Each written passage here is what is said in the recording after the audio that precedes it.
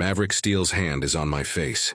His eyes are 2 inches from mine, and I have exactly 3 seconds to decide if I kiss my boss or let my ex-best friend ruin my professional life forever. Make it look real, he whispers, voice too rough to be purely professional. I kiss him. 12 hours earlier, I woke up in my apartment in downtown Austin, Texas, to 27 messages from Sienna. My ex-best friend, current walking nightmare, was doing what she did best, turning my existence into a documented circus on Instagram. The latest? A photo of me from 3 years ago, drunk at a company Christmas party, with the caption, "Can you believe this person works at Steele Strategy Group? Maverick Steele, do you know your project manager has a history?" History, as if I'd committed murder. I'd gotten tipsy once and sung "Total Eclipse of the Heart" on top of a table. That was 3 years ago. Before Sienna decided that stealing my boyfriend wasn't enough, she needed to destroy my reputation too. "Harlow, are you seeing this?" My roommate burst into my bedroom holding her phone like a live grenade. Seeing it, living it, wanting to disappear into the floor. I threw my pillow over my face. She tagged Maverick. She tagged my boss in a photo of me drunk. "You need to do something, like sue her or, I don't know, pretend you're engaged." I laughed, because it was absurd, until it wasn't. I arrived at the office at 8:15 with a triple espresso and 0 concrete plans. Steele Strategy Group occupied the 12th floor of a glass skyscraper in downtown Austin. All sleek minimalism, expensive statement plants, and people wearing cashmere sweaters in Texas heat. Maverick Steele had built the strategic consulting firm from scratch in 6 years. At 34, he was the kind of CEO who appeared on business magazine covers with headlines like "Austin's Rising Star" and "The Mind Behind Modern Strategy." He was also impossibly attractive. Dark auburn hair always deliberately tousled, a jawline that looked carved from granite, and a way of looking at you like he was calculating exactly how many seconds you'd take to crack under pressure. I'd never cracked. It irritated him and got me promoted at the same time. Harlow. He was in the main conference room, tie loosened, analyzing 3 monitors simultaneously. "You saw the post?" "Shoot." "I did. I can explain." "You don't need to." He turned off the screens and finally looked at me properly. "Sienna Blackwell worked here 2 years ago. I fired her for creating a toxic environment and trying to sabotage a colleague. She's doing this because she knows you're my lead project manager." I blinked. "You remember her?" "Harlow, I personally interviewed every employee at this company." He crossed his arms. "The post is ridiculous, and anyone with half a brain knows it. But I need you to know, 3 clients already called this morning questioning our team's stability." My stomach dropped. "Maverick, I swear that was one time." "I know." His voice softened, dangerously soft. "I was there, remember? You sang Whitney Houston and everyone applauded. It was hilarious. But we need damage control before this becomes a narrative." "What do you suggest? A press release saying I'm not an alcoholic mess?" He opened his mouth to respond when the door burst open. Sienna entered like she owned the place. Venomous smile, perfectly rehearsed, platinum blonde hair impeccable, followed by 2 guys I didn't recognize.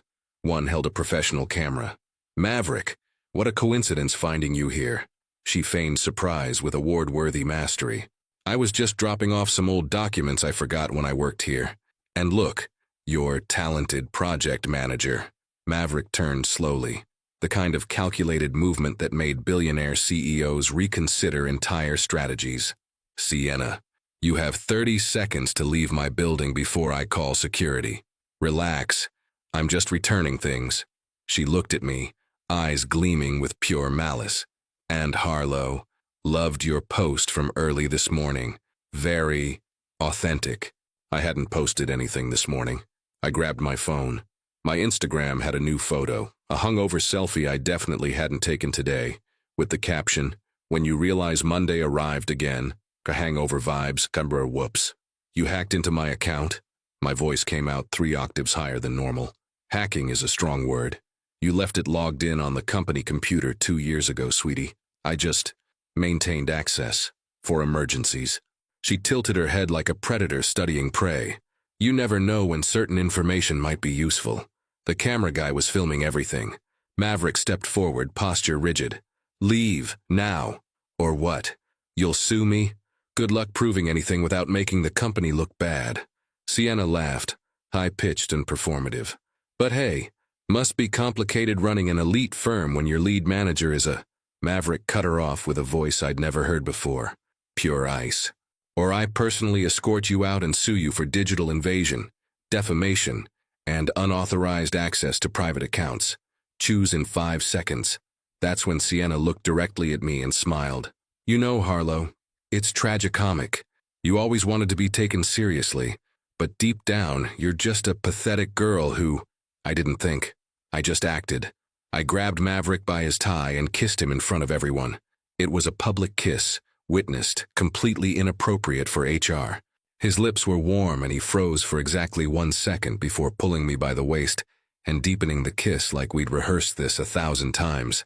When we separated, the entire office had stopped. Complete silence. So, Maverick kept his arm firmly around my waist, voice controlled and clear. To clarify once and for all, Sienna, Harlow isn't just my project manager. She's my fiancée.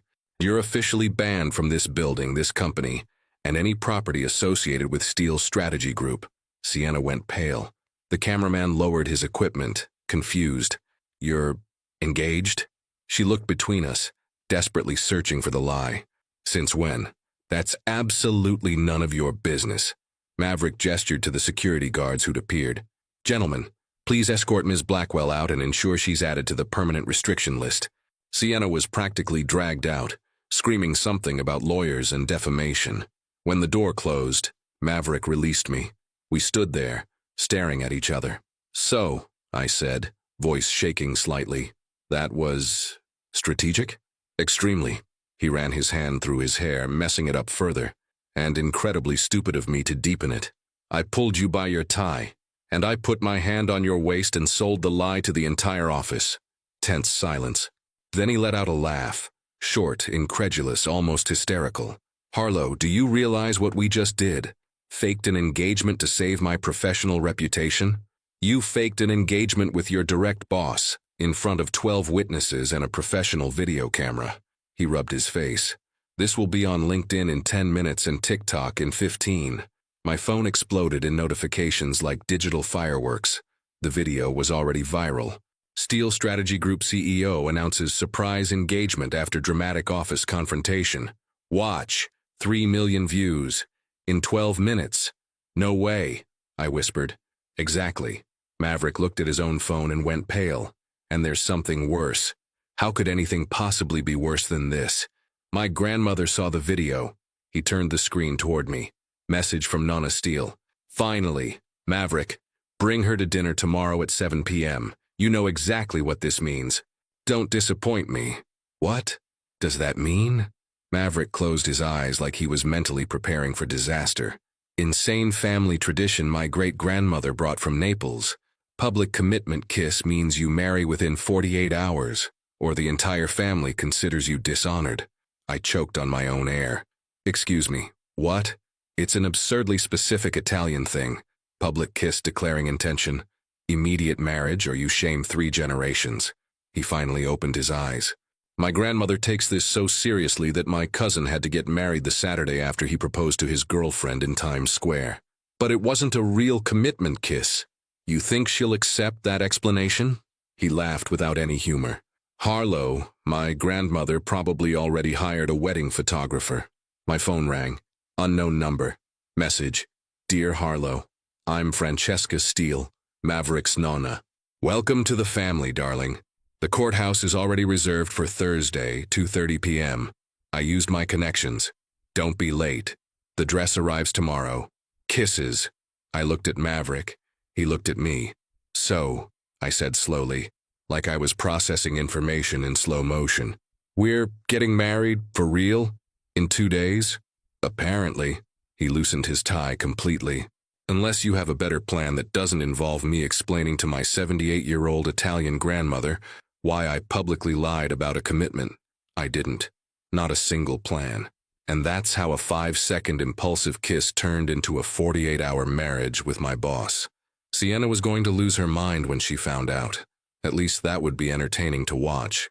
The thing about accidentally fake marrying your boss is that you can't exactly ignore each other afterward, especially when said boss is standing in your office doorway at 6:47 a.m. the next morning, holding 2 coffee cups and looking like he hasn't slept in approximately 17 years. "We need to talk," Maverick said. I looked up from my laptop, where I'd been stress reading our company's HR manual for the past hour. Specifically, the section on romantic relationships between supervisors and direct reports. Spoiler alert, we were violating approximately 9 policies. "About how we're committing professional suicide?" I asked. "Or about how your grandmother thinks we're getting married in—" I checked my phone.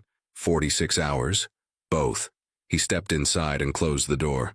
"Also, the video has 12 million views now." "Fantastic, just fantastic." I accepted the coffee he offered. "Please tell me you have a plan." "I have several plans." He sat in the chair across from my desk, which felt weird because usually I sat across from his desk. "None of them are good. Hit me with the least terrible one." Maverick took a long drink of his coffee. "We go to dinner tonight at my grandmother's house. We explain that it was a misunderstanding. We apologize profusely. We promise to be more careful about public displays in the future." "And she'll just accept that?" "Absolutely not." He set down his cup. "She'll guilt-trip me in Italian for 30 minutes, invoke my late grandfather's memory, and probably threaten to write me out of her will.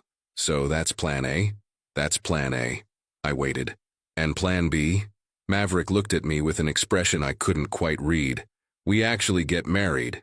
I choked on my coffee. Actually choked. Coughed for a solid 15 seconds while he just sat there watching me like I was a particularly interesting science experiment. "You're joking," I finally managed. "I'm really not." He leaned forward, elbows on his knees. "Think about it logically, Harlow. The video is everywhere. Clients are calling it the most romantic CEO moment of the year. Our company stock went up 4% yesterday. Because people think we're in love." "Exactly." He ran his hand through his hair. "And if we admit it was fake now, we look like liars. The company looks unstable. Sienna wins." I hated that he had a point. "So your solution is to actually get married?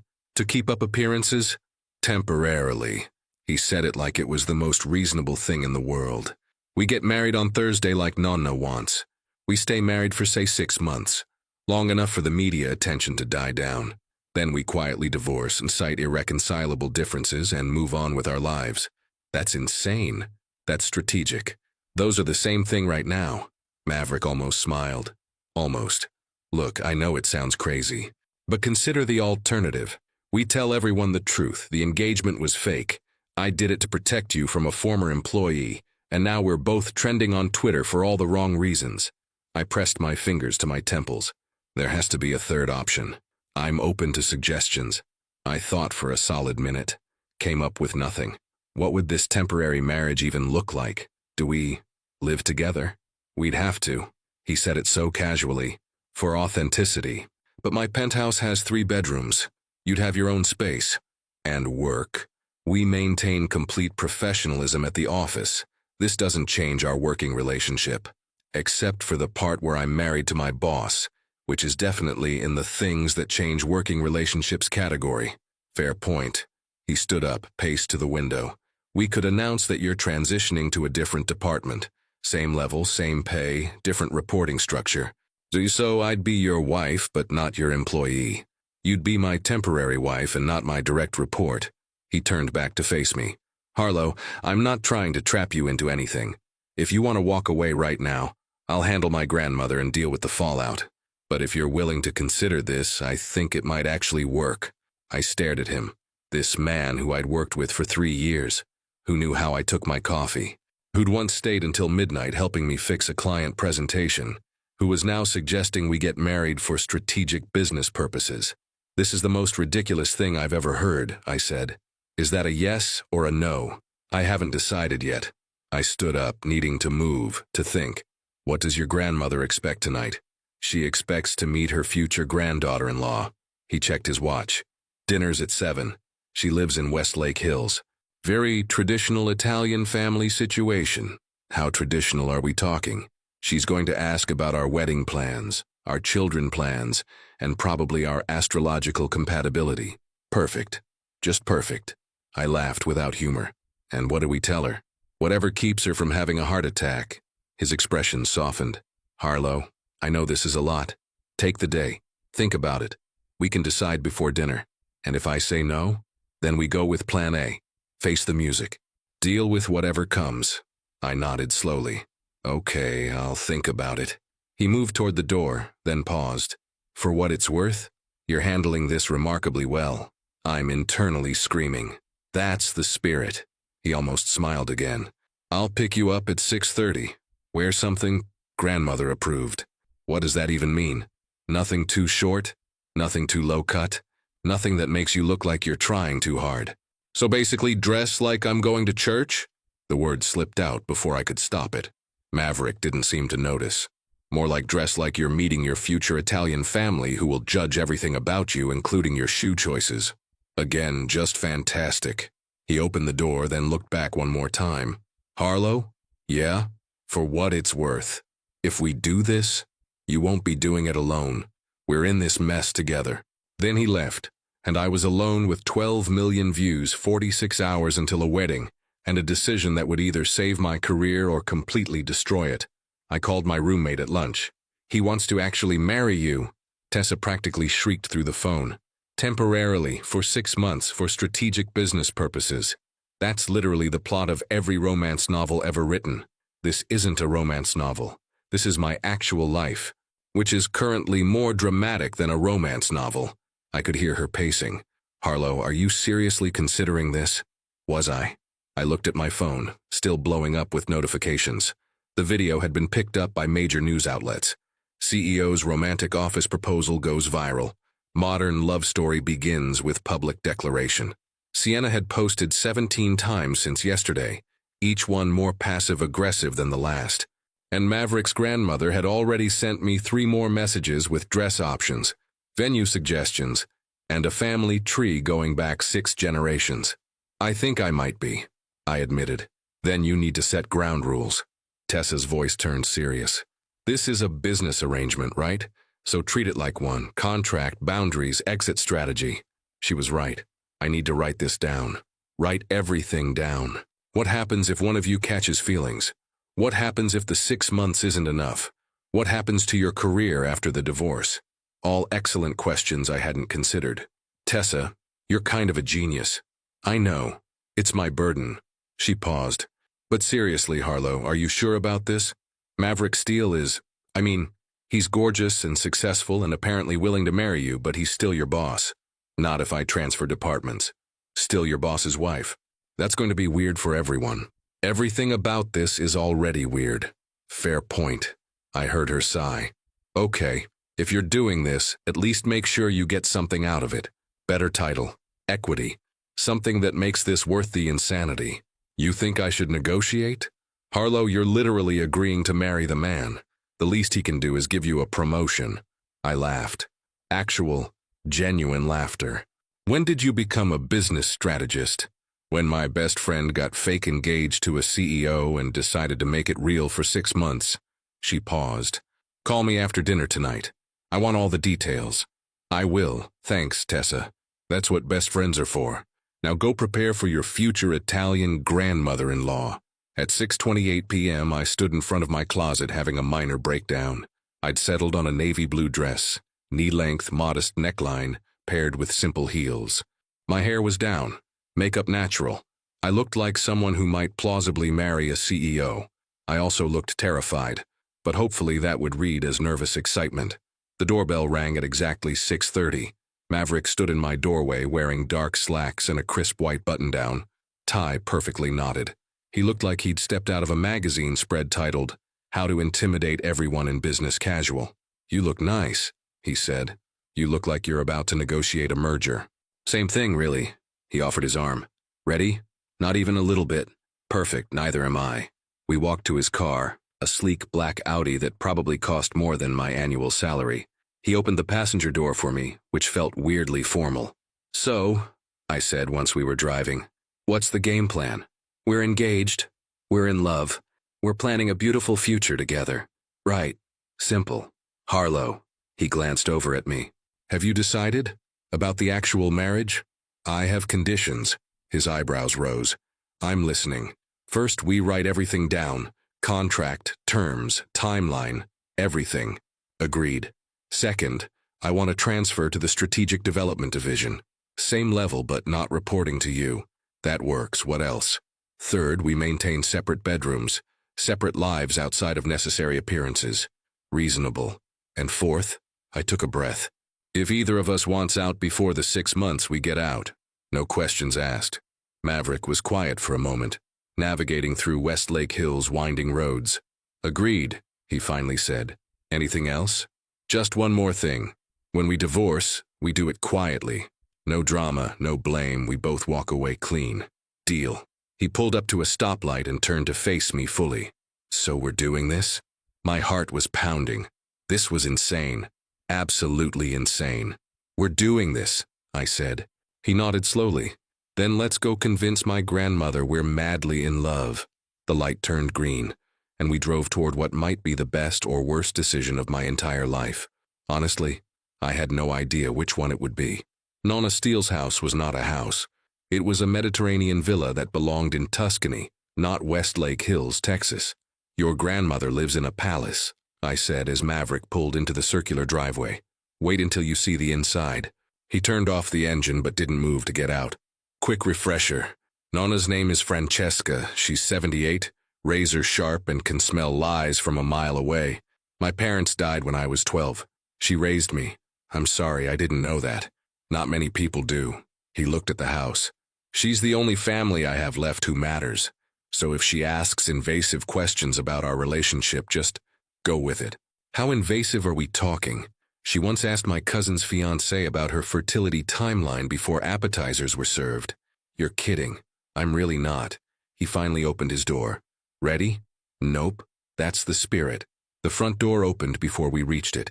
A tiny Italian woman with silver hair, bright eyes, and an expression of pure joy practically launched herself at Maverick. Nipote mio. She grabbed his face and kissed both cheeks, then turned to me. And this must be Harlow. Before I could respond, she pulled me into a hug that smelled like vanilla and rosemary. Benvenuta, cara. Welcome, welcome. She pulled back to study my face, hands still on my shoulders. Bellissima. Maverick, you did good. Thanks, Nonna. He looked genuinely relaxed for the first time all day. Come in, come in. Dinner is almost ready. The family is already here. I froze. Family? I thought it was just dinner with you. Just me? Nonna laughed like that was the funniest thing she'd ever heard. Tesoro, this is a celebration. I invited everyone.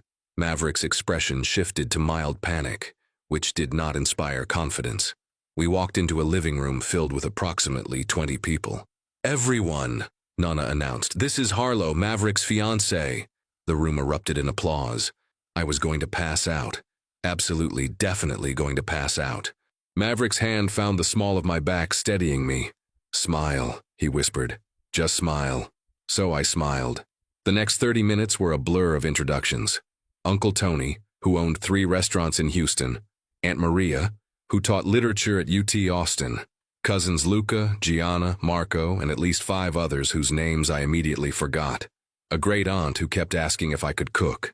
Yes, I lied, because the truth, that I survived primarily on takeout, seemed wrong. Brava! She patted my hand. You'll make beautiful babies. I nearly choked on my wine. Maverick, who'd been cornered by Uncle Tony, somehow heard this from across the room. Our eyes met. His expression clearly said, I'm so sorry. Mine said, you owe me. Big time. Harlow, Nonna appeared at my elbow. Come, help me in the kitchen. I want to know everything about how my grandson won your heart. The kitchen was enormous. All marble counters and copper pots. Something that smelled incredible bubbled on the stove. Now, Nonna handed me a wooden spoon. Stir the sauce and tell me, how long have you loved him? I stirred, bought myself 3 seconds to think. It kind of snuck up on me, I said, which was technically true if you counted panic kissing your boss as love sneaking up. One day he was just my boss and then suddenly he was more. Nonna smiled knowingly. That's how it happens. My husband, Maverick's Nonno, I worked for him too. In his restaurant in Naples, I thought he was arrogant. Really, terribly arrogant. Always telling everyone what to do. She added something to the sauce that smelled like heaven. But then one day, I saw him helping a homeless man outside the restaurant. Gave him a full meal, sat with him, treated him like family. And I thought, this man has a good heart. Everything changed after that. I stirred, processing. What happened? I kissed him. She laughed at the memory. Right in front of everyone. In the middle of dinner service, customers everywhere. And you know what he did? What? He kissed me back. Then he proposed right there. We married 2 weeks later. She turned to look at me directly. 60 years we had together before he passed. Best 60 years of my life. Something in my chest tightened. That's beautiful. Public kisses mean something in our family, Harlow. They're not casual. They're a declaration. She touched my arm gently. So when I saw that video of you and Maverick, I knew that's real love. The guilt hit me like a truck. Nonna, I started but wasn't sure how to finish. You're nervous. I understand. Marriage is big, but I can see how he looks at you. She smiled. That boy hasn't brought a woman home in 5 years. And now you? Tesoro, you've changed him already. Before I could figure out how to respond to that, Maverick appeared in the doorway. Nonna, you're not interrogating my fiancé, are you? Interrogating? I'm getting to know my future granddaughter. She shooed him away. Go set the table. Men are useless in the kitchen anyway. He caught my eye, raising an eyebrow in question. I nodded slightly, I'm okay, and he disappeared. That man, Nonna said, watching him go. After his parents died, he shut down. Threw himself into school, then business. Always working, never living. I worried he'd end up alone. She turned back to me. But then you happened. And now he smiles again. I felt like the worst person alive. Dinner was served family style at a massive table that somehow fit everyone. Maverick ended up next to me, which was the only thing keeping me from completely falling apart. The food was incredible. Fresh pasta, homemade sauce, roasted vegetables, bread that melted in your mouth. Every dish was passed with stories, laughter, and multiple conversations happening at once. So Harlow, Uncle Tony said from across the table, what made you say yes to this guy? He's not exactly the romantic type. All eyes turned to me. Maverick's hand found mine under the table. He squeezed once. You've got this. Actually, I said, he's more romantic than you'd think. Last month I mentioned once that I missed these breakfast tacos from my college town. The next morning he drove 2 hours to get them for me. That was completely made up, but Maverick didn't contradict me. Instead, he smiled. You told me they were your favorite. How could I not? Wait, had he actually done that? Amore. Aunt Maria sighed. That's amore. Tell us how he proposed. Cousin Gianna leaned forward. The video cuts off right after the kiss. Maverick and I looked at each other. We hadn't prepared for this. It wasn't planned, he said smoothly. Harlow was having a difficult day. Someone from her past was causing problems, and I just couldn't watch her hurt anymore. So I kissed her, claimed her, made it clear to everyone that she was mine. The way he said it, mine, sent a shiver down my spine. And then I told her I loved her, he continued, eyes locked on mine. Because I do. She's brilliant, dedicated, and makes me want to be better. How could I not love her? The table erupted in awes and applause. I sat there, completely frozen, because Maverick Steele was looking at me like he meant every single word. After dinner, Nonna insisted on showing me the family photo albums, which meant 30 more minutes of seeing Maverick as a gap-toothed kid, a gangly teenager, and eventually, the man he'd become. He was so serious after his parents passed, Nonna said softly, pointing to a photo of 12-year-old Maverick at a funeral, face blank. Wouldn't cry, wouldn't talk about it, just studied and studied and studied. That must have been hard, for both of you. It was. She turned the page. But he survived, built an empire, made his parents proud. She looked at me. But he was lonely, Harlow. So lonely. Until you. The guilt was suffocating now. Nonna, I should tell you something. Harlow. Maverick appeared again, this time looking slightly desperate. Uncle Tony wants to discuss wedding venues. Can you rescue me? Yes, please. I stood quickly, relieved for the escape. We ended up on the back patio, temporarily alone. The Texas sunset painted everything orange and pink. Your family is intense, I said. That's one word for it. He loosened his tie. You did great in there, by the way. The breakfast taco story? Inspired. I panicked. Did you actually drive 2 hours for your breakfast tacos? Yes. He looked almost embarrassed. Last month, you mentioned them on a Monday. I got them Tuesday morning. I stared at him. Why? Because you'd been working late every night that week. You looked exhausted. I thought it might make you smile. It did. I didn't realize you drove 2 hours. 4 total, round trip. He shrugged. You're worth it. The air between us shifted, charged. Maverick! There they are! Nona appeared with the entire family trailing behind her. Come, time for the toast. We were herded back inside where everyone grabbed glasses of wine. Uncle Tony stood up, glass raised. To Maverick and Harlow, may your love be long, your fights be short, and your children be many. Salute, everyone chorused.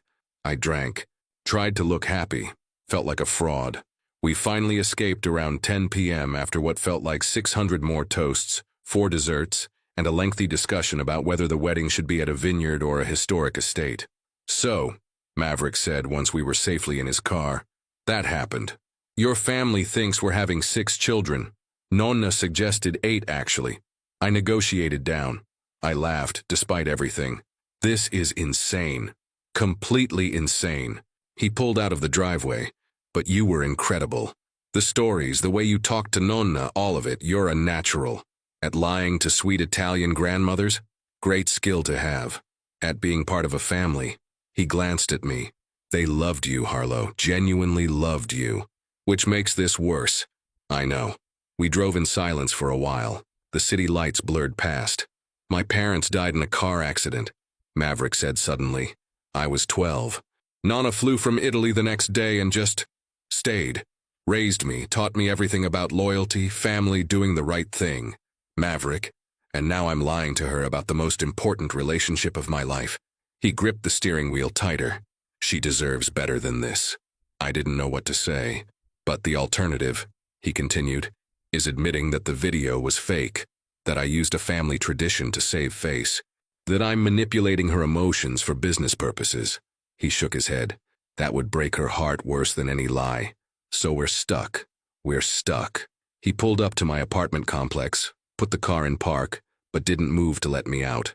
Tomorrow we meet with a lawyer, he said. Draft the agreement, make this official. Okay. And Thursday? He trailed off. Thursday we get married. Yeah. I reached for the door handle, then stopped. Maverick, the breakfast tacos. And what you said at dinner about me being brilliant and dedicated and making you want to be better. Yeah? Did you mean any of that? He looked at me for a long moment. Something flickered in his expression, something I couldn't quite read. Every word, he said quietly. That's the problem. Before I could ask what he meant, he was out of the car, opening my door, walking me to my building like the gentleman his grandmother raised him to be. See you tomorrow, he said at my door. Tomorrow. I watched him walk back to his car, hands in his pockets, shoulders slightly slumped, and I realized that somewhere between the fake engagement and the family dinner, something had shifted. This wasn't just a business arrangement anymore, at least not for me. I didn't sleep. Instead, I spent the night staring at my ceiling, replaying Maverick's words on an endless loop. Every word. That's the problem. What did that mean? At 6 a.m., I gave up on sleep entirely and went for a run. At 7 a.m., I stress-ate an entire box of Pop-Tarts. At 8 a.m., Maverick texted, lawyer meeting at 10. I'll pick you up at 9:30. Wear something that says, I'm taking this seriously, but not overthinking it. I stared at my phone. That's literally impossible to convey through clothing, I typed back. Welcome to my daily struggle. Despite everything, I smiled. Maverick arrived at exactly 9:30 in a charcoal suit that probably cost more than my rent. I'd settled on black pants and a burgundy blouse. Professional, but not trying too hard. You look nice, he said, opening the car door. You look like you're about to fire someone. Old habits. He waited until I was settled before closing the door. How are you feeling about today? Like I'm about to sign a contract to temporarily marry my boss. So, totally normal Wednesday feelings. He pulled into traffic. The lawyer's name is Patricia Montgomery. She's handled my business contracts for 6 years. Discreet, thorough, slightly terrifying. Wonderful. She doesn't know the full situation. I told her we need a prenuptial agreement drafted quickly due to family circumstances, which is technically true. Just leaving out the part where we're faking the entire thing. Strategic omission. He glanced at me. Harlow, if you want to back out, now's the time. Once we sign papers, this becomes legally binding. I thought about Nona's face last night, the joy in her eyes, the way Maverick's entire family had welcomed me like I already belonged. I thought about Sienna's smug smile and the 12 million people who'd watched our kiss. I thought about how Maverick had driven 4 hours for breakfast tacos because I looked tired. I'm not backing out, I said. Something shifted in his expression. Relief? Okay then. But I want to add something to the contract. Name it. No actual intimacy. This is strictly professional. Business partners in a strategic arrangement. His hands tightened on the steering wheel. Of course, that was already implied. I want it explicit. In writing. Done. His voice had gone carefully neutral. Anything else? Just one thing. I turned to face him. Last night you said something about meaning every word at dinner. What did? We're here. He pulled into a parking garage beneath a sleek high-rise. Patricia's on the 14th floor. Conversation officially tabled. Patricia Montgomery's office was all glass, steel, and intimidation. She was 50-something, impeccably dressed, with eyes that missed absolutely nothing. Maverick. She shook his hand. And this must be Harlow. Congratulations on your engagement. Thank you, I managed. Please sit. She gestured to leather chairs across from her massive desk. I've drafted a preliminary agreement based on Maverick's specifications. However, I have some concerns. Concerns? Maverick leaned forward. This prenuptial agreement is unusual. Most couples in your financial bracket want asset protection, inheritance clauses, lengthy negotiations. You're asking for something much simpler. She looked between us. Almost like you're expecting this marriage to be temporary. My heart stopped. Maverick didn't even blink. My grandmother is elderly and traditional. She wants to see me married before she passes. Harlow and I are simply being pragmatic about the realities of modern relationships. I see. Patricia's expression suggested she saw right through us, but chose not to comment. Well then, let's review the terms. She slid 2 thick documents across the desk. Page 1 outlines the marriage duration. 6 months minimum, with option to extend or terminate. Page 3 covers asset separation. All property and income remain individually owned. Page 5 addresses living arrangements. Cohabitation required for appearance purposes. Separate bedrooms specified. I scanned the pages. It was all there, exactly as we'd discussed. Page 7, Patricia continued, covers employment considerations. Harlow will transfer to the Strategic Development Division effective immediately, reporting to Jennifer Watkins instead of Maverick. Same compensation, same authority. That's acceptable, I said. Page 9 addresses public appearances. Minimum 2 per month as a couple. All major company events attended together.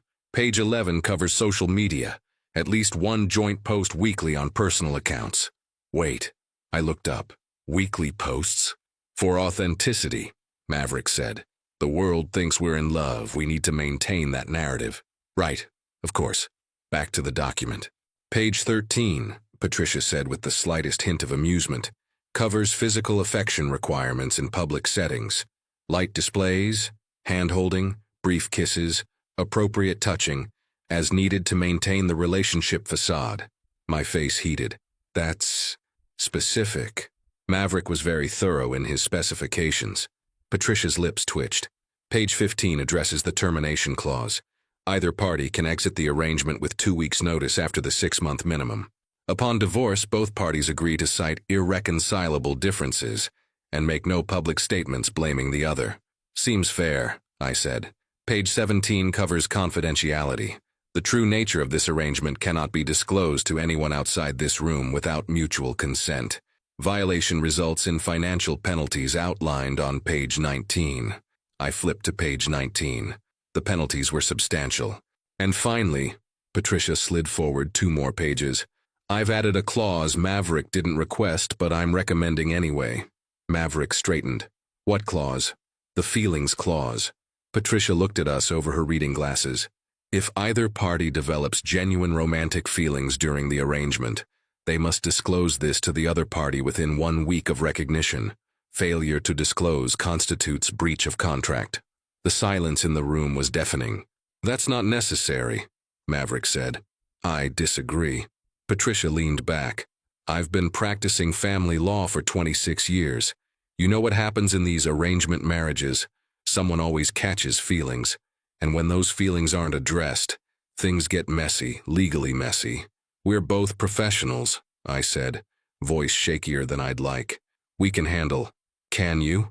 Patricia's gaze was penetrating. Can you live together, attend events together, present yourselves as a loving couple and maintain complete emotional detachment? Because in my experience, humans aren't wired that way. I looked at Maverick. He was staring at the contract like it might bite him. Add the clause, he said quietly. Maverick, she's right, Harlow. We need to be honest with each other. That's the only way this works. He finally looked at me. If feelings develop, we address them. Deal? I swallowed hard. Deal. Patricia made a note. Excellent. I'll have the revised contracts ready in an hour. You can sign then or take them home to review overnight. We'll sign today, Maverick said. The wedding is tomorrow. Tomorrow? Patricia's eyebrows rose. That's rather fast. Family tradition, I explained. His grandmother is very traditional Italian. Public commitment kiss means marriage within 48 hours. Ah, Patricia smiled for the first time. La promessa del bacio. The promise of the kiss. My mother's family had the same tradition. Naples? Yes, Maverick said, surprised. Beautiful tradition. Old-fashioned, but beautiful. She stood. Let me get these revisions done. There's a cafe downstairs if you'd like coffee while you wait. We were dismissed. The cafe was crowded with the lunch rush. We found a quiet corner table, ordered coffee, neither of us touched. The feelings clause, I said finally. That was unexpected. Patricia's nothing if not thorough. He traced the rim of his cup. Does it bother you? It makes sense, in theory. I paused. But what if someone does catch feelings? Then what? Then we deal with it. Professionally. How do you deal with feelings professionally? I don't know, Harlow. I've never done this before. He ran his hand through his hair, frustrated. I've never fake married my employee. I've never had my grandmother plan a wedding in 48 hours. I've never... He stopped abruptly. Never what? Nothing. He stood suddenly. I'm going to check on the contracts. He walked away before I could respond. I sat there, thoroughly confused and slightly hurt, until my phone buzzed.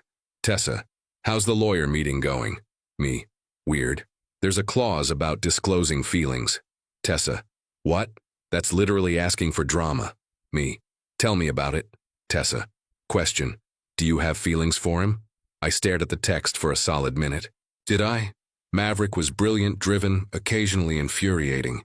He remembered how I took my coffee. He'd defended me against Sienna without hesitation. He drove 4 hours for breakfast tacos because I looked tired. And last night, when he'd looked at me across that dinner table and said, she's mine, with such conviction. Me.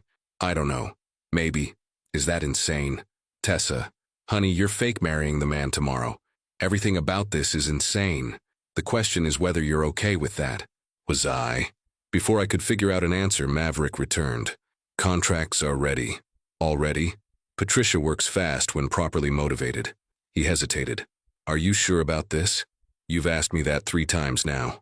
And I'll keep asking until we sign. His expression was unreadable. Once we do this, there's no going back. We're legally married. In front of the state, my family, the world. But not really married. Right. Not really. He said it like he was trying to convince himself. Just on paper. Just on paper, I echoed. We went back upstairs. Patricia had the contracts ready, 2 copies, marked with colored tabs where we needed to sign. Page 2, both of you. Page 8, initials only. Page 16, full signatures.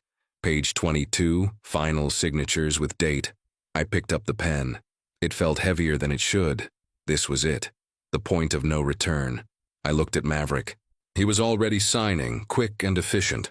Like this was just another business deal. Maybe for him, it was. I signed. Excellent. Patricia collected the documents. These are now legally binding. I'll file them with the prenuptial agreement tomorrow immediately following your courthouse ceremony.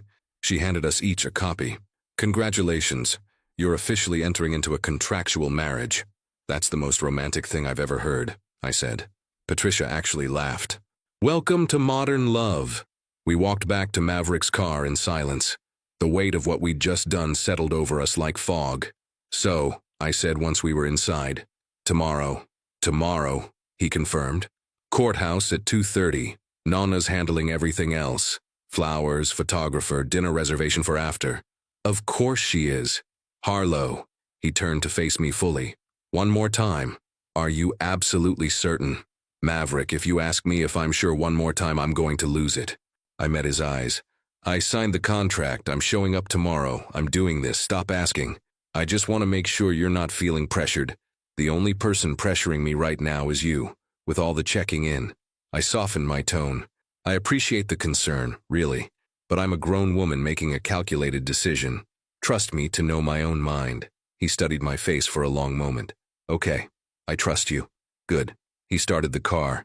I should warn you, Nonna texted me during the meeting. She's bringing the entire family to the courthouse tomorrow. Of course she is. And she hired a videographer, naturally. And she reserved the entire back room at Giovanni's for the reception dinner.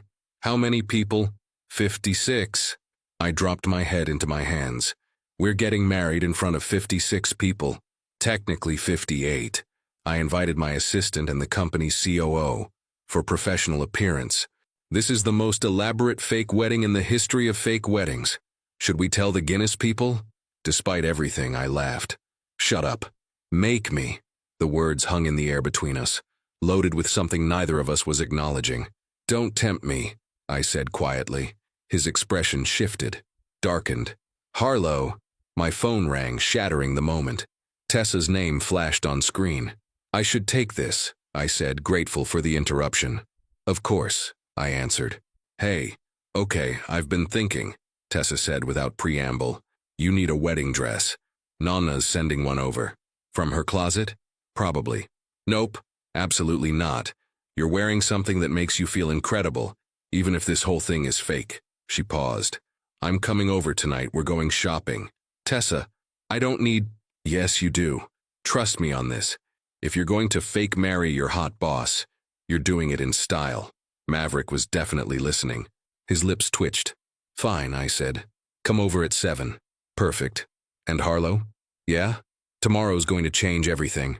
Are you ready for that? I looked at Maverick, who was now very carefully not looking at me. No, I admitted. But I'm doing it anyway. That's my girl. She hung up. Your roommate sounds fun, Maverick said. She's a menace. I tucked my phone away. She wants to take me dress shopping tonight. Good. You should have something you feel good in. He pulled up to my apartment. I'll pick you up tomorrow at 1:30. That gives us an hour buffer before the ceremony. Okay. Neither of us moved. Maverick, I said finally. The feelings clause. If something does develop, we tell each other? We tell each other, he confirmed. Promise. Promise. He looked at me with an intensity that made my breath catch. Tomorrow changes everything, Harlow. Once we say those vows, even if they're not real, there's no going back to before. I know. Do you? Yes, I said, even though I wasn't entirely sure that was true. He nodded slowly. Then I'll see you tomorrow, at our wedding. At our wedding. I got out of the car, walked to my building, and didn't look back. If I had, I would have seen him sitting there watching me go, with an expression that looked an awful lot like regret. I woke up on my wedding day to 3 realizations. 1. I was getting married in 6 hours. 2. I was marrying my boss for strategic business purposes.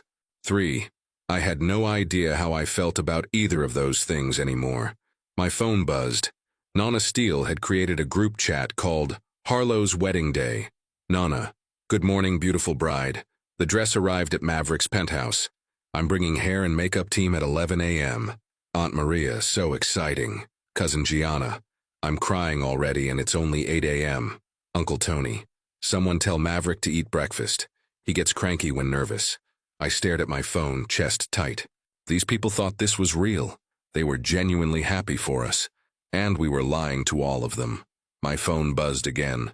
This time a private text from Maverick. How are you holding up? debating whether it's too late to flee to Canada. Canada's nice this time of year. Are you trying to encourage me to run? No, but if you do run, I'm coming with you. Despite everything, I smiled. See you at 1:30. See you at 1:30. Try not to panic. No promises. Tessa burst into my room at 8:47 with coffee, bagels, and a garment bag. Okay, bride-to-be. We're doing this. She set everything on my dresser. First we eat. Then we get you ready. Then you go marry your fake husband and try not to fall actually in love with him. Too late for that last part, I muttered into my coffee. What? I looked up. Nothing. I said nothing. You absolutely said something. She sat on my bed, eyes wide. Harlow Chen, do you have real feelings for Maverick Steele? His last name is Steele. Can we talk about how dramatic that is? Stop deflecting. I set down my coffee. I don't know what I feel. Yesterday at the lawyer's office, there was this moment where he looked at me and I don't know, something shifted. Oh, honey. But it doesn't matter because this is fake. We signed a contract. We have a termination clause. This ends in 6 months and we both walk away. Unless you don't want to walk away. Tessa, I'm just saying, maybe the universe put you in this ridiculous situation for a reason. She pulled the garment bag onto her lap. Now, let's see if this dress makes you feel like the beautiful disaster you are. She unzipped the bag. The dress was stunning. Simple, elegant knee-length ivory lace with a sweetheart neckline. Not a traditional wedding gown, but perfect for a courthouse ceremony. Nonna sent this? I touched the delicate fabric. No, Tessa grinned. I bought it last night after you fell asleep, because you deserve to feel gorgeous, even if this whole thing is fake. My eyes burned. Tessa, don't cry. We haven't done your makeup yet. She pulled me into a hug. You're my best friend. If you're going to fake marry your boss, you're doing it in a dress that costs 3 months of my salary. You didn't. I absolutely did. Now go shower. We have work to do. By 11 a.m., Nonna had arrived with a professional hair and makeup team. By noon, I looked like a bride. My hair was swept into a soft updo with a few loose curls framing my face. The makeup was natural but polished. Glowing skin, subtle smoky eyes, nude lips. The dress fit perfectly, hugging my curves before flaring slightly at the waist. Bellissima, Nonna breathed, eyes shining. My Maverick is the luckiest man alive. The guilt was crushing. Nuna, I need to tell you something. I know what you're going to say. She took my hands. You're nervous, marriage is scary, but Tesoro, I've seen how that boy looks at you. That's not fake, that's real. But, no buts. Today, you marry the love of your life, and I get to be there to see it. She kissed both my cheeks. Your parents, are they coming? Right, my parents, who I deliberately not told because explaining a fake marriage felt impossible. They're traveling, I lied. In Europe, can't make it back in time. That's too bad, but we're your family now. She squeezed my hands. Ready? I absolutely was not ready. Yes, I said. Maverick's car pulled up at exactly 1:30. He got out, and my brain short-circuited. He wore a perfectly tailored navy suit, crisp white shirt, silver tie. His hair was styled but still slightly messy in that way that made him look effortlessly handsome. He'd shaved, and I could see the sharp line of his jaw. He looked like every romance novel cover come to life. Then he saw me and stopped walking. Just stopped. Harlow, he said, voice rough. You look ridiculous. Overdressed for a fake wedding? Breathtaking. He stepped closer, eyes scanning every detail. You look absolutely breathtaking. The air between us crackled. You clean up pretty well yourself. I managed. I try. He offered his arm. Ready to do this? No, but let's go anyway. The courthouse was already filled with Steele family members when we arrived. 58 people, just as Maverick had promised. All dressed up, holding flowers, phones ready to document every moment. A videographer set up in the corner. A photographer snapped shots of the family gathering. This was supposed to be a quick courthouse ceremony. It looked like a full production. Maverick, Nonna rushed over. Come, the judge is ready. We're just waiting on you two. We were ushered into a small ceremonial room. Wood-paneled walls, an American flag, and a raised platform where a woman in judicial robes waited. Judge Rebecca Morrison, according to the name placard. Ah, the happy couple. She smiled warmly. I'm Judge Morrison. I'll be officiating today's ceremony. I understand we have some family traditions to honor? Yes, Your Honor, Nonna said from the front row. The kiss of promise. They must marry within 48 hours or face dishonor. How romantic. Judge Morrison gestured for us to approach. Shall we begin? Maverick and I stepped onto the platform. He took my hands. They were shaking slightly. Nervous? I whispered. Terrified, he whispered back. You? Same. Judge Morrison cleared her throat. We are gathered here today to witness the union of Maverick James Steele and Harlow Marie Chen in matrimony. My full name. She'd used my full name. This was really happening. Marriage is a commitment, Judge Morrison continued. A promise to stand beside another person through all of life's joys and challenges. It's not a decision to be made lightly. I felt Maverick's thumb brush across my knuckles. A small gesture. Comforting. Maverick, do you take Harlow to be your lawfully wedded wife? To have and to hold from this day forward, for better or worse, for richer or poorer, in sickness and in health, until death do you part? Maverick looked directly into my eyes. I do. He said it with such conviction that for a moment I forgot this was fake. Harlow, do you take Maverick to be your lawfully wedded husband? To have and to hold from this day forward, for better or worse, for richer or poorer, in sickness and in health, until death do you part? My mouth went dry. Until death do you part. In 6 months we'd be divorced. This was temporary, strategic, not real. But Maverick was looking at me like it was the most real thing in the world. I do, I said. The rings? Judge Morrison asked. Maverick pulled 2 simple platinum bands from his pocket. When had he gotten rings? He slid one onto my finger. It fit perfectly. I took the other and slid it onto his hand, fingers trembling. By the power vested in me by the state of Texas, Judge Morrison said, I now pronounce you husband and wife. She smiled. You may kiss your bride. This was it. Our second public kiss. The one that made this legal. Maverick stepped closer, one hand cupping my face, the other at my waist. Ready? He murmured so quietly only I could hear. No, I breathed. Me neither. Then he kissed me. It wasn't like the first kiss, urgent and impulsive and driven by panic. This kiss was slow, deliberate, devastating. His lips moved against mine with a gentleness that made my knees weak. His hand on my face was tender, his thumb brushing my cheekbone. I felt myself melting into him, hands coming up to grip his suit jacket. The room erupted in applause and cheers, but I barely heard it. Because Maverick Steele was kissing me like he meant it. Like every word of those vows had been real. Like this wasn't fake at all. When we finally broke apart, both of us breathing hard, his eyes searched mine. Harlow, he started. Congratulations. Nonna swept us into a hug before he could finish. You're married. My babies are married. The next 30 minutes were a blur of congratulations, photos, and family members crying happy tears. Uncle Tony clapped Maverick on the back. Welcome to marriage, kid. Best decision you'll ever make. Aunt Maria hugged me tight. You make him so happy. I can see it in his eyes. Cousin Gianna was actually crying. That kiss was the most romantic thing I've ever seen. Through it all, Maverick stayed by my side, hand on my lower back, playing the role of devoted husband perfectly. Except it didn't feel like playing anymore. The reception dinner at Giovanni's was beautiful. Long table, candlelight, Italian food that smelled incredible. Nonna had arranged everything. Flowers, music, a cake that appeared seemingly from nowhere. A toast. Uncle Tony stood, glass raised. To Maverick and Harlow, may your love be strong, your laughter loud, and your life together long and happy. Salute. I drank, tried to smile, felt like an imposter. Speech, someone called out. The groom should make a speech. Maverick stood, pulling me up with him. I'm not good with words, he started, which was a lie. He was excellent with words. But I need to say something about my wife. My wife. The words sent a shiver through me.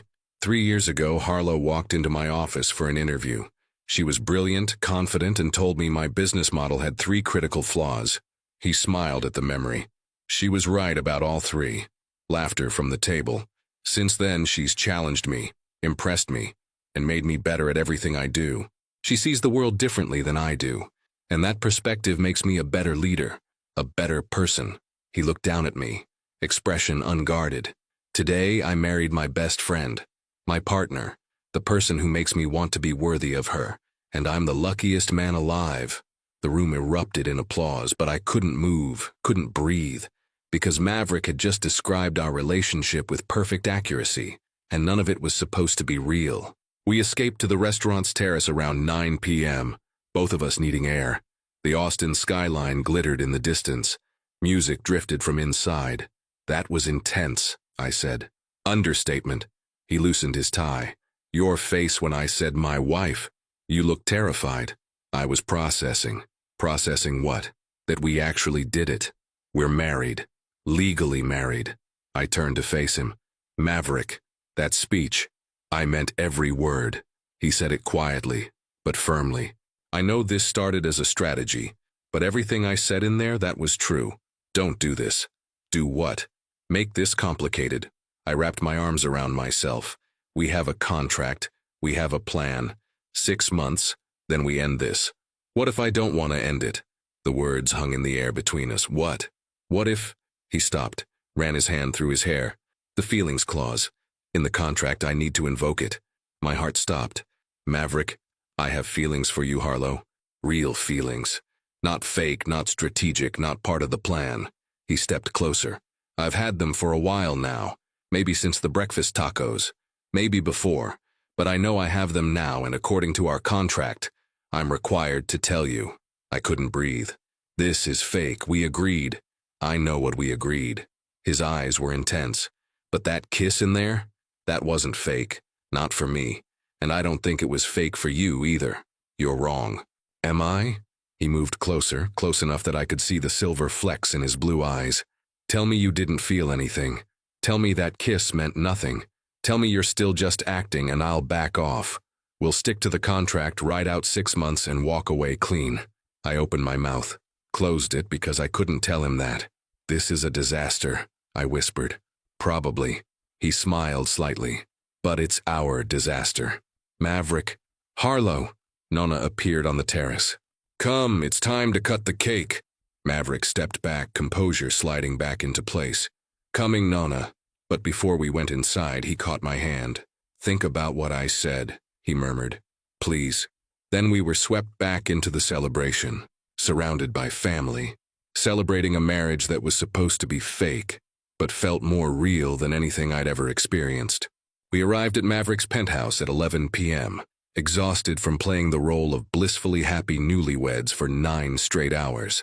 The moment the elevator doors closed behind us, the performance ended. Guest bedroom is down the hall on the left, Maverick said, setting down my overnight bag that Tessa had packed. Private bathroom, walk-in closet. I had my assistant stock it with toiletries. Thank you. Towels are in the linen closet. Kitchen is fully stocked if you get hungry. Help yourself to anything. Okay. We stood there in his massive foyer, 2 strangers who happened to be legally married, neither knowing what to say next. Harlow, he started. I'm exhausted. I'm going to bed. I grabbed my bag. Good night. I didn't give him a chance to respond. Just walked down the hall, found the guest room, and closed the door firmly behind me. Then I collapsed on the bed and stared at the ceiling. I have feelings for you, Harlow. Real feelings. His words played on repeat in my mind. This wasn't supposed to happen. We had a plan, a contract, a clear exit strategy. Feelings weren't part of the arrangement. My phone buzzed. Tessa, naturally. So, how was the wedding night? I'm in the guest bedroom, alone, fully clothed. What, why? Because this is fake, remember? We're business partners. Business partners who are legally married and clearly have feelings for each other. He told you. He didn't have to. I saw the wedding photos Nana posted. Harlow, the way that man looks at you? That's not fake. I pulled up Instagram. Nana had indeed posted photos, dozens of them. Maverick and me at the courthouse, hands clasped, eyes locked. The kiss, his hand on my face, my fingers gripping his jacket, both of us completely lost in the moment. The reception, his arm around my waist, both of us laughing at something Uncle Tony said. The cake cutting, feeding each other bites, his thumb brushing frosting from my lip. In every single photo, we looked like people genuinely in love. Tessa, I don't know what to do. Do you have feelings for him? I stared at the question for a long moment. Did I? I thought about the breakfast tacos he'd driven 4 hours to get. The way he'd defended me against Sienna without hesitation. How he remembered my coffee order, my deadlines, the small details that most bosses wouldn't notice. I thought about his speech tonight, the way he'd called me his best friend, his partner. I thought about that kiss on the terrace when he'd told me he had real feelings and asked me to think about it. Yes, I typed. I think I do. Then what's the problem? The contract, the 6-month timeline, the fact that this was supposed to be strategic and professional and not real. Harlow, contracts can be renegotiated. Plans can change. The question is, do you want them to? Did I? Before I could answer, there was a soft knock on my door. Harlow, Maverick's voice. Can we talk? I set down my phone. Come in. He'd changed into sweatpants and a t-shirt, hair damp from a shower. He looked younger like this, more vulnerable. I can't sleep, he said, staying in the doorway. Not without clearing the air. Okay. What I said on the terrace. I need you to know I wasn't trying to pressure you or make this weird. But the contract requires honesty, and I promised to tell you if feelings developed. He leaned against the doorframe. They developed. When? I asked quietly. Honestly? I think they started the day you told me my business model had flaws in your interview. You were the first person who wasn't afraid to challenge me. He smiled slightly. But I knew for sure the morning after Sienna posted that video. When you walked into my office ready to fight and all I could think was how remarkable you are. My chest tightened. Maverick, I'm not asking you to feel the same way. I'm being honest, like the contract requires. He straightened. So now you know, and you can decide what you want to do with that information. What do you want me to do with it? I want you to tell me the truth. He stepped into the room, movements careful. Do you feel anything for me? Real feelings, not just acting for my family? This was it. The moment of truth. I could lie, say no, stick to the plan, ride out 6 months and walk away with my career intact and my heart protected. Or I could be honest.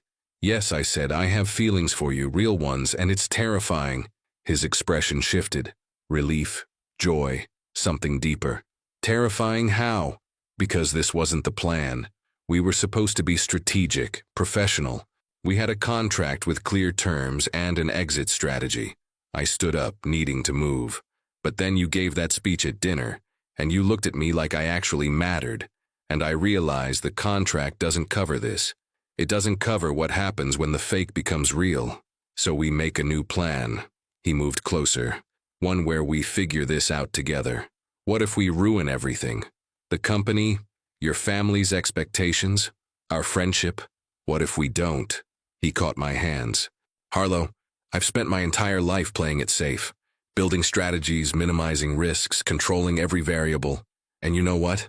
I've been successful and miserable. Maverick. But with you? Even when we're fake married for strategic purposes, I'm happier than I've been in years. His thumbs brushed across my knuckles.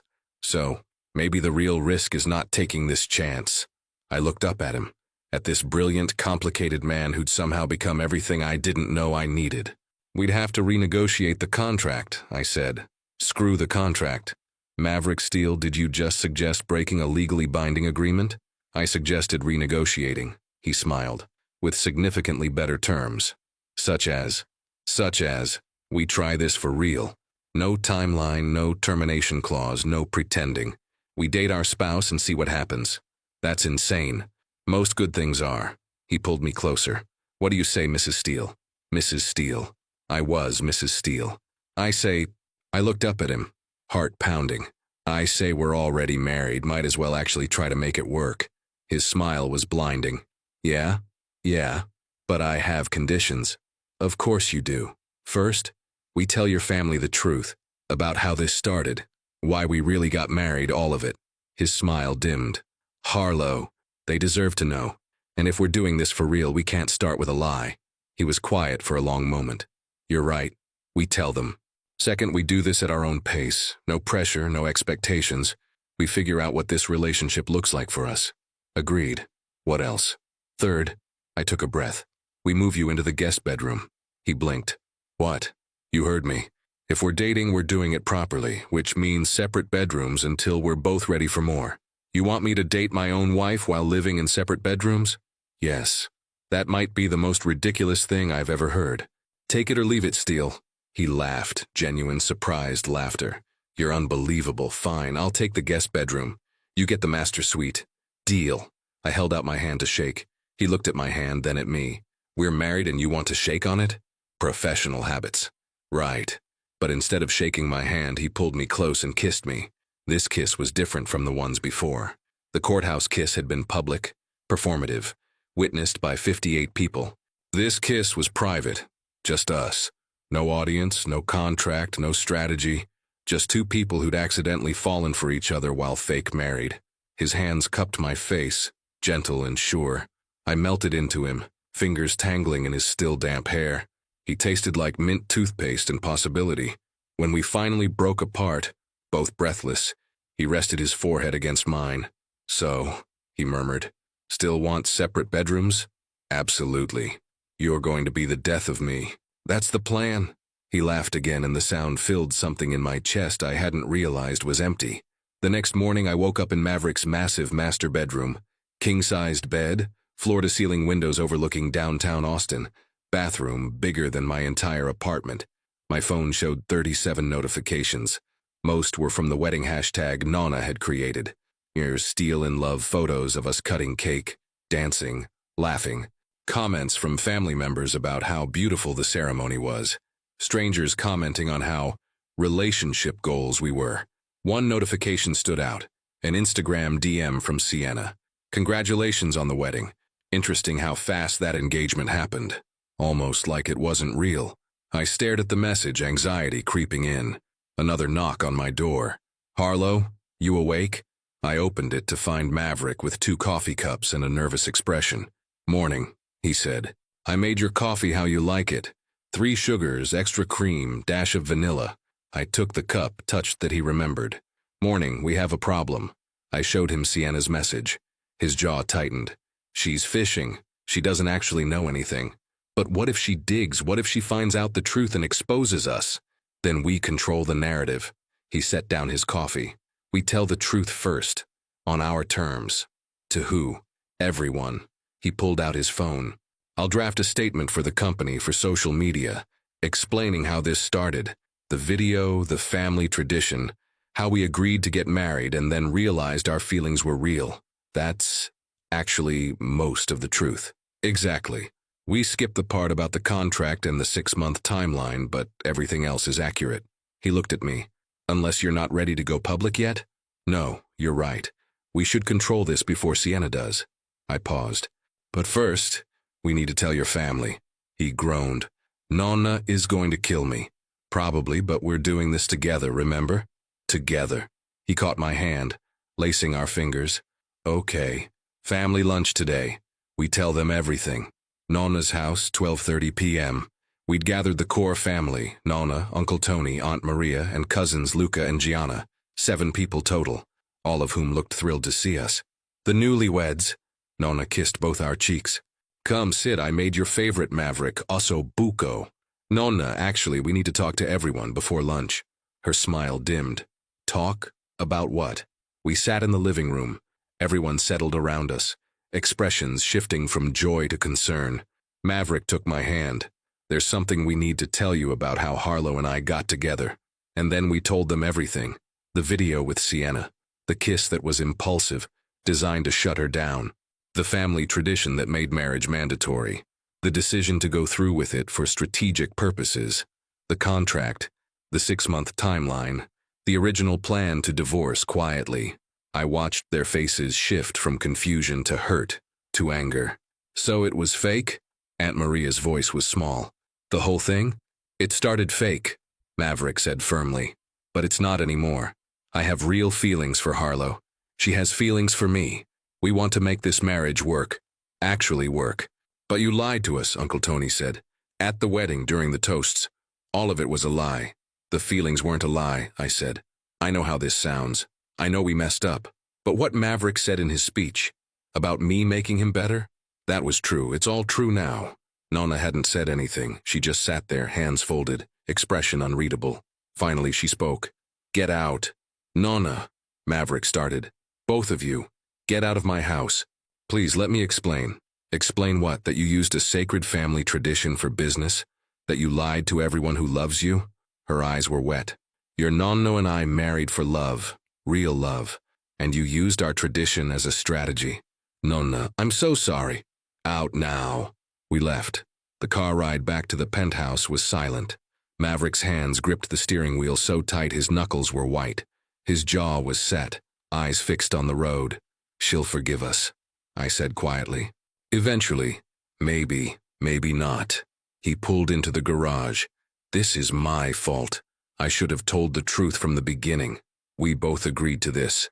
But I pushed for it. I convinced you it was the right strategic move. He turned off the car, but didn't move to get out. And now my family hates us. They don't hate us, they're hurt. There's a difference. He dropped his head to the steering wheel. I've ruined everything. I reached over, touching his arm. Hey, look at me. He lifted his head. You haven't ruined everything. We made a mistake, a big one, but we told the truth and now we deal with the consequences together. I squeezed his arm. That's what partners do. Partners, he repeated softly. Is that what we are? Partners, spouses, two idiots who fake married and accidentally fell in love. I smiled. Take your pick. You love me? The words slipped out before I'd fully processed them. But now that they were out there, I realized they were true. Yeah, I said. I think I do. His expression transformed from devastated to hopeful in seconds. You think? Okay, I know. I love you, Maverick Steele. Even though you're complicated and intense and got me into this mess in the first place. I love you too. He pulled me across the center console into an awkward, perfect kiss. Even though you're stubborn and challenging and make me want to be better. So what now? Now, he smiled against my lips. Now we figure out how to actually be married. For real this time. Think we can do it? With you, I think we can do anything. 3 weeks later, Nonna finally answered my calls. Harlow, Nonna, please, can we talk? Silence. Then, come to dinner, both of you, tonight. We arrived at 6, both nervous. Nonna opened the door, expression neutral. Come in. The house smelled like garlic and tomato sauce. The table was set for 3. We sat, ate in loaded silence. Finally, Nonna spoke. I was angry. We know, Maverick said. We understand. I was angry, she continued. Because you didn't trust me with the truth. Because you thought you had to lie to make me happy. Nonna. But then I watched more of that video. The one that started all this. She pulled out her phone, played it. And you know what I saw. We watched ourselves. The kiss. The way Maverick had pulled me close. The way I'd melted into him. I saw 2 people who were already in love and didn't know it yet, Nonna said. The marriage may have started as strategy, but that kiss, that was real. You couldn't fake that chemistry if you tried. Hope bloomed in my chest. So you forgive us? I'm working on it. She stood, started clearing plates. You hurt me, you hurt this family. Trust takes time to rebuild. We'll do whatever it takes, I said. Good, because you're coming to Sunday dinner. Every week. No excuses. She looked at us sternly. And you're going to tell me the truth from now on. About everything, capiche? Capiche, we said in unison. She almost smiled. Now go home. I'm tired. At the door, she caught Maverick's arm. You love her? More than anything. Then don't screw it up again. She kissed his cheek. Your nonno would have liked her. 6 months later, Maverick and I stood in front of Judge Morrison again. Same courthouse, same room, different purpose. So let me get this straight, Judge Morrison said, trying not to smile. You want to renew your vows, even though you've only been married 6 months? We want to do it right this time, Maverick explained. The first wedding was rushed, strategic. This time, we want to marry for the right reasons, which are love, I said simply. We're in love, for real, and we want vows that reflect that. Judge Morrison shook her head, amused. Most couples wait a bit longer for vow renewals. But who am I to judge? She pulled out a book. Let's make it official, again. This time, when Maverick said, I do, we both knew exactly what it meant. This time, when I slipped the ring on his finger, my hands didn't shake. This time, when we kissed, it wasn't for show or strategy or family tradition. It was just us. 2 people who'd found each other in the most ridiculous way possible, and somehow made it work anyway. Epilogue. 1 year after the courthouse vow renewal, I sat in Nonna's kitchen helping her make pasta from scratch. So, she said casually, rolling out dough, when are you giving me great-grandchildren? I nearly choked on my wine. Nonna! What? You've been married almost 2 years. I'm not getting any younger. We're still figuring out the whole being married thing. Seems like you figured it out pretty well.